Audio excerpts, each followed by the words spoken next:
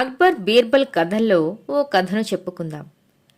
ఒకసారి అక్బర్ బీర్బల్కు వెలలేని బహుమతిని ఇస్తానని వాగ్దానం చేశాడు. అయితే ఆ బహుమతిని ఇవ్వటానికి అక్బర్కు మనసొప్పక దానిని మరిచిపోయినట్లు ప్రవర్తించసాగాడు. ఒకనాడు వారిద్దరూ నది ఒడ్డున షికారు చేస్తున్నారు. అక్బర్, బీర్బల్. బీర్బల్ మామూలుగానే ఆయనను నవ్విస్తున్నాడు. అప్పుడు అటుగా కొన్ని ఒంటెలు వెళుతున్నాయి. అది అక్బర్, బీర్బల్ ఇద్దరూ చూశారు. అక్బర్ హఠాత్తుగా బీర్బల్, ఒంటెలకు అలా వంకర మెడలు ఎందుకుంటాయి అన్నాడు. నిజానికి అది అడగవలసిన ప్రశ్నే కాదు. ప్రకృతి వాటిని అలా సృష్టించింది. ఎవరు ప్రకృతి రహస్యాలను వివరించగలరు? కాని బీర్బల్ అక్బర్కు తగిన సమాధానాన్నే ఇవ్వాలనుకుని, హుజూర్, ఈ ఒంటెలన్నీ తమ పూర్వజన్మలో నిజానికి మానవులయి ఉంటాయి. అవి ఎవరికో ఏదో ఇస్తానని వాగ్దానం చేసి తమ వాగ్దానాన్ని నిలబెట్టుకోలేకపోయుంటాయి. అందుకే వారిని ఈ జన్మలో ఇలా వంకర మెడలతో ఒంటెలుగా పుట్టమని దేవుడు శపించి ఉంటాడు. ఎవరైతే ఇచ్చిన వాగ్దానాన్ని నెరవేర్చుకోరో వారంతా ఇలా వంకర మెడలతో ఒంటెలుగానే జన్మిస్తారట. ప్రకృతి వారికి విధించే శిక్ష ఇది అన్నాడు. ఆ శిక్ష నుంచి ఎవ్వరూ తప్పించుకోలేరట అని అక్బర్ మొహంలో మారుతున్న రంగులను గమనించసాగాడు బీర్బల్. అక్బర్ మాత్రం బీర్బల్ చెప్పిన తమాషా సమాధానం విని గబగబా కొంత దూరం నడుచుకుంటూ వెళ్లి హఠాత్తుగా ఆగిపోయాడు.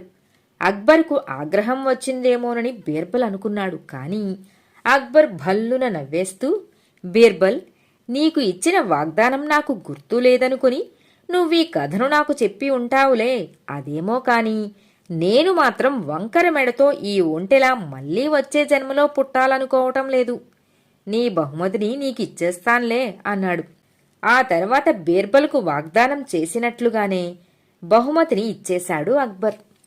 కథ సమాప్తం. మూర్ఖుల జాబితా. అక్బర్ చక్రవర్తి వద్దకు ఒకసారి ఓ గుర్రాల వ్యాపారి వచ్చాడు. అతను తన వద్దనున్న అరేబియన్ గుర్రాలను చూపించాడు. అక్బర్ చక్రవర్తి ఆ గుర్రాలను చూసి ఎంతో ఆనందించి వాటన్నింటినీ కొంటానని చెప్పి ఆ వర్తకునితో, నీవు తెచ్చిన అశ్వాలు ఎంతో బాగున్నాయి. ఇటువంటివి మా వద్ద ఉంటే యుద్ధంలో మేము శత్రువులపైకి మరింత విజృంభించగలము. అందుచేత నువ్వు ఈసారి వచ్చేటప్పుడు మేలుజాతి గుర్రాలను తీసుకురా అంటూ అతడికి 2 లక్షల వరహాలను ఇచ్చి పంపాడు. కాని ఎన్ని రోజులకు ఆ గుర్రాల వ్యాపారి తిరిగి రాలేదు. ఈ సంఘటన జరిగినప్పుడు బీర్బల్ అక్కడే ఉన్నాడు. కొన్ని రోజుల తర్వాత అక్బర్ బీర్బల్తో, బీర్బల్, మన రాజ్యంలో ఎంతమంది మూర్ఖులు ఉన్నారో తెలుసుకోవాలని ఉంది. ఆ జాబితాను తయారు చేసిస్తే మనకు ఎంతమంది పనికొచ్చేవారున్నారో తెలుస్తుంది కదా. ఈ పని పూర్తి కావటానికి నీకు ఎన్ని రోజుల సమయం కావాలన్నా తీసుకో. కానీ త్వరలోనే నాకు ఆ వివరాలు కావాలి అన్నాడు. వెంటనే బీర్బల్, జహాపనా, ఎంతో సమయం అవసరం లేదు. నేను ఇంతకుముందే మూర్ఖుల జాబితాను తయారు చేసి ఉంచాను. మీరు కోరినట్లయితే తక్షణమే మీ ముందుంచుతాను అన్నాడు. మీరు కోరితే కనుక తక్షణమే మీ ముందుంచుతాను అన్నాడు. అక్బర్ బీర్బల్ పనితనానికి సంబరపడుతూ, ఇవ్వు బీర్బల్ అన్నాడు. బీర్బల్ తక్షణం తన దుస్తుల చాటు నుంచి ఒక పెద్ద కాగితపు చుట్టను తీసి అక్బర్ చేతికిచ్చాడు. అక్బర్ ఆ ఉండని విప్పి కోపంతో బీర్బల్ని చూస్తూ, బీర్బల్, నేను అందరికంటే మూర్ఖుడినా? నా పేరు మొదట రాశావు అన్నాడు. బీర్బల్ ఏమాత్రం తొనకకుండా, మహారాజా, కొద్ది రోజుల క్రితం ఒక గుర్రాల వ్యాపారి ఇక్కడికి వచ్చాడు కదా. అతడితో మేలుజాతి గుర్రాలను తీసుకురమ్మని చెప్పి మీరు 2 లక్షల వరహాలు ఇచ్చారు. కాని అతడి చిరునామా మాత్రం తీసుకోలేదు. చక్రవర్తి అయి ఉండి మీరే ఇంత చిన్న విషయంలో మీ తెలివిని ఉపయోగించలేదే. కనీసం అతడు ఎక్కడ ఉంటాడో తెలుసుకోవాలని అంత ధనాన్ని ఇస్తున్నప్పుడు కూడా మీ మనసుకు ఆలోచన తట్టలేకపోయింది. అతడు ఇక తిరిగి రాలేదు కదా. ప్రజాధనం 2 లక్షలు వ్యర్థమైంది. మరి మీకంటే వేరే మూర్ఖులు ఉంటారా? అందుకే మీ పేరును అందరికంటే ముందు రాయవలసి వచ్చింది అన్నాడు. అక్బర్కు తన తప్పు తెలిసి వచ్చింది. కానీ చక్రవర్తి అహం అతనితో, ఒకవేళ ఆ గుర్రాల వ్యాపారి తిరిగి వస్తే అనిపించింది. అతడు తిరిగి వస్తే మీ పేరు ఆ జాబితా నుండి తొలగించబడుతుంది ప్రభూ అన్నాడు. అప్పుడు అక్బర్ తన తెలివి తక్కువ పనిని గ్రహించినవాడై బీర్బల్తో ఏకీభవించాడు. కథ సమాప్తం. అక్బర్ చక్రవర్తికి ఎప్పుడూ బీర్బల్ను ఆట పట్టించడం అంటే మహా సరదాగా ఉండేది. అయితే అక్బర్ తనని ఎగతాళి చేసినప్పుడల్లా బీర్బల్ తన తెలివితేటలతో వాటిని అక్బర్కే తిప్పికొట్టేవాడు. కాని ఒకరోజు బీర్బల్కే అక్బరును ఆట పట్టించాలనిపించి నెమ్మదిగా ప్రభూ అన్నాడు.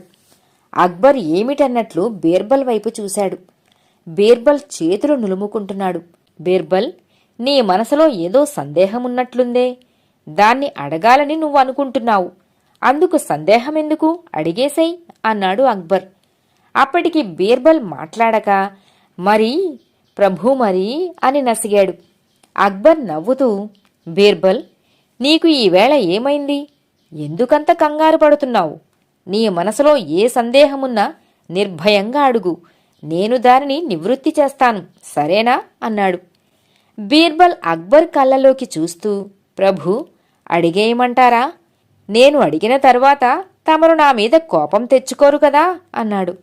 లేదు బీర్బల్, నువ్వు నాకు ఎంతో ప్రియమైనవాడివి. నీపై నేనెందుకు ఆగ్రహం చూపిస్తాను? అడుగు అన్నాడు అక్బర్. అడగమంటారా ప్రభూ అన్నాడు. బీర్బల్, నువ్విలా నసుగుతూ ఉంటేనే నాకు కోపం ఎక్కువవుతోంది. ముందు నువ్వేం అడగదలుచుకున్నావో అడిగేసేయ్ అన్నాడు అక్బర్ కాస్త కోపంగా. ప్రభూ, తమరు ఆగ్రహించకండి, అడుగుతున్నాను.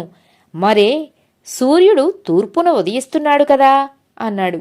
అవును అన్నాడు అక్బర్. అలాగే పడమర అస్తమిస్తున్నాడు కదా అన్నాడు మళ్ళీ. అవును, అయితే నీ సందేహమేమిటి అన్నాడు అక్బర్. అది కాదు ప్రభూ, రోజూ సూర్యుడు తూర్పునే ఎందుకు ఉదయించాలి, పడమరనే ఎందుకు అస్తమించాలి? దిక్కులు మార్చుకోవచ్చు కదా. కాని అలా ఎందుకు జరగటం లేదు అన్నాడు బీర్బల్ తాపీగా.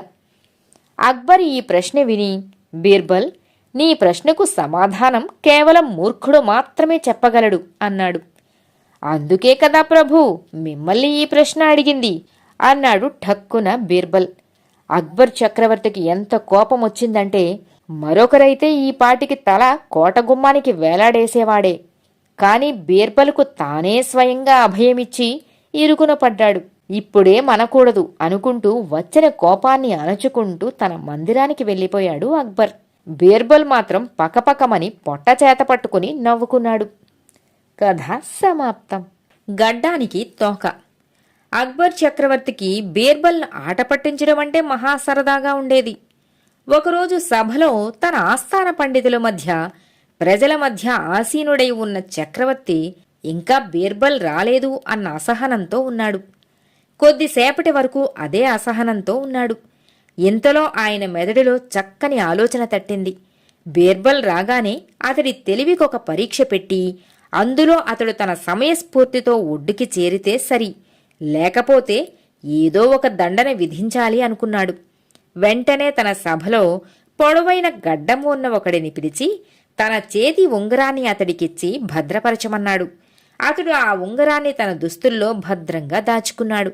అక్బర్ చక్రవర్తి తన సభాసదులతో మాటల్లో పడ్డాడు. ఇలా కొద్దిసేపటికి బీర్బల్ నిదానంగా నడుచుకుంటూ దర్బార్లోకి ప్రవేశించాడు. నత్తలాంటి నడకని చూసిన అక్బర్ చక్రవర్తికి మహాకోపం వచ్చింది. అయినా సరే తన కోపాన్ని అణుచుకుంటూ నవ్వుతూ, రా బీర్బల్, ఏమిటి ఆలస్యమైనట్లుందే అన్నాడు. అక్బర్ అంత ఆదరంగా పలకరించేటప్పటికీ బీర్బల్ ఆనందపడిపోతూ, ఏం చెప్పను మహారాజా, ఇల్లు సంసారం జంఝాటం ఉన్న సంసారికి ఎన్ని సమస్యలో ఎలా చెప్పను అన్నాడు. నిజమే నిజమే, మేము మాత్రం సంసారులం కామా, మాకా సంగతులు తెలియవా అంటూనే విషాదంగా ముఖం పెట్టాడు అక్బర్. అక్బర్ చక్రవర్తి ముఖంలోని విషాదాన్ని చూసి, మహారాజా, ఏమిటి, తమరెందుకో విచారంగా ఉన్నట్లున్నారు అన్నాడు బీర్బల్ ఆందోళనతో. చక్రవర్తి లోలోన బీర్బల్ తన దారికి వస్తున్నాడని సంతోషించి, బీర్బల్, అతి ప్రియమైన వస్తువులు చేజారినప్పుడు ఎవరైనా మాత్రం ఎలా ఉంటారు అన్నాడు. బీర్బల్కు ఆయన చెప్పిందేమిటో అర్థం కాక, మహారాజా, కాస్త వివరంగా చెప్పగలరా అన్నాడు. ఈరోజు ఉదయమే స్నానం చేద్దామని నా వేలికి ఉన్న ఉంగరాన్ని తీసి మందిరంలో పెట్టాను. తిరిగి వచ్చేటప్పటికి దానినెవరో మాయం చేసేశారు. ఆ ఉంగరం అంటే నాకెంతో ఇష్టం. అది లేనిదే నాకేం తోచదు అన్నాడు. అరెరే, అలాగా, మరెలా అన్నాడు బీర్బల్. బీర్బల్, నువ్వు ఎంతో తెలివైన వాడవు కదా, మా ఉంగరాన్ని దొంగిలించింది ఎవరో కనిపెట్టగలవా అన్నాడు అక్బర్. బీర్బల్ కొద్దిసేపు ఆలోచించి, హుజూర్, తప్పకుండా మీ ఉంగరాన్ని మీకు అప్పగిస్తాను. అన్నట్లు ఆ ఉంగరాన్ని ఎక్కడ పెట్టారో ఒక్కసారి జ్ఞాపకం తెచ్చుకొని చెప్పండి అన్నాడు. నా మందిరంలోని ముక్కాలి బల్లపైన అన్నాడు అక్బర్. బీర్బల్ చప్పట్లు చరిచాడు. వెంటనే భటులు వచ్చారు అక్కడకు. తక్షణమే వెళ్లి మహారాజుగారి మందిరంలోని ముక్కాలి బల్లను తీసుకురండి అన్నాడు. అక్బర్ చక్రవర్తితో సహా అందరూ బీర్బల్ ఏం చెయ్యబోతున్నాడా అన్న ఆసక్తితో ఎదురుచూడసాగారు. వెళ్లిన భటులు కొద్దిసేపటికి ఆ బల్లను తీసుకువచ్చారు. బీర్బల్ ఆ బల్లను నేలమీద పెట్టించి భటులను దూరంగా జరగమని, తాను బల్ల సమీపానికి వెళ్లి తలను నెమ్మదిగా వంచి చెవిని బల్లపై ఉంచాడు. అందరూ ఆశ్చర్యంగా బీర్బల్ చర్యను చూస్తున్నారు. ఉన్నట్లుండి బీర్బల్ ముఖభావాలు రకరకాలుగా మారిపోసాగాయి. కొద్దిసేపటికి బీర్బల్ లేచి నిలబడి, రాజా, మీ ఉంగరం ఏమైందో నాకు తెలిసింది. అంతా ఈ బల్లే చెప్పింది. అంతేకాదు, మీ ఉంగరాన్ని తస్కరించినవాడు ఎవడైనా సరే అతడి గడ్డానికి చివర తోక ఉంటుందట అన్నాడు. ఆ మాట వింటూనే అక్బర్ ఇచ్చిన ఉంగరాన్ని దాచినవాడు తన గడ్డాన్ని పదే పదే తడుముకోసాగాడు. అతను అలా చేయడం బీర్బల్ కళ్ళల్లో పడింది. వెంటనే, మహారాజా, తమరి ఉంగరం ఎక్కడికి పోలేదు. గడ్డంగారి తోకతో సహా మీ ఉంగరం కూడా అక్కడే ఉంది అంటూ అతడిని రాజుకు చూపించాడు. అక్బర్ బీర్బల్ తెలివితేటలకు ఎంతో ఆనందించాడు. కథ సమాప్తం.